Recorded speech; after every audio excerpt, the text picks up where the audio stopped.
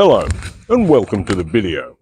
This is Housden Abbey, built in 1324, 1589 and 1632 because it wasn't built very well the first two times around.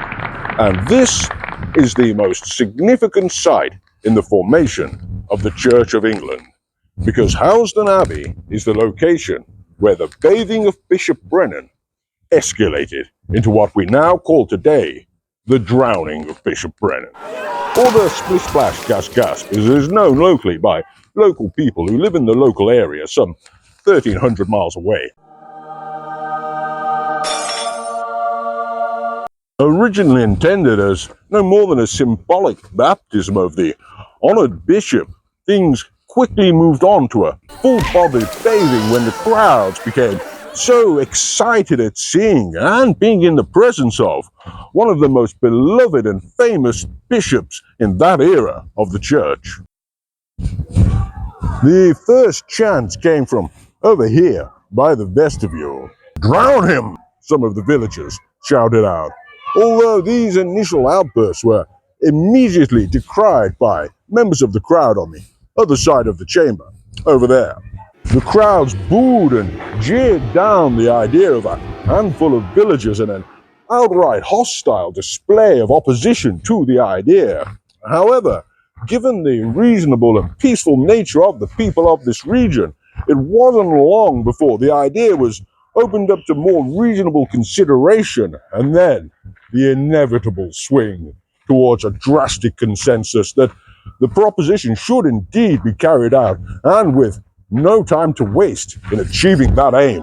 Bishop Brennan was an astute man, skilled in political discourse, and so he could tell that the crowds chanting for his execution was a bad omen, and so with great haste he made his way towards this door. The crowd had no intention of letting him get away, blocking his pathway to the exit, and so the bishop broke one of the stained glass windows here, making his escape from the building.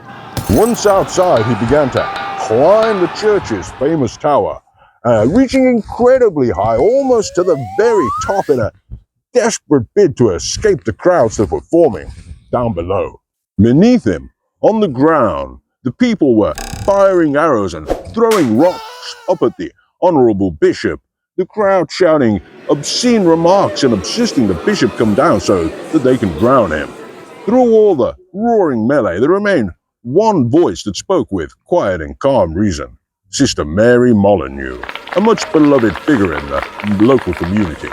She too was chased up the tower because of her calls for reason, although in a dreadful turn of events, when she reached about halfway, she lost her footing and slipped, plummeting all the way back down, and her fall tragically killing two orphan children who had been at the foot of the tower pickpocketing from tourists. Eventually, the bishop came to realize just how untenable his position was, and so he climbed back down from the tower to meet his fate.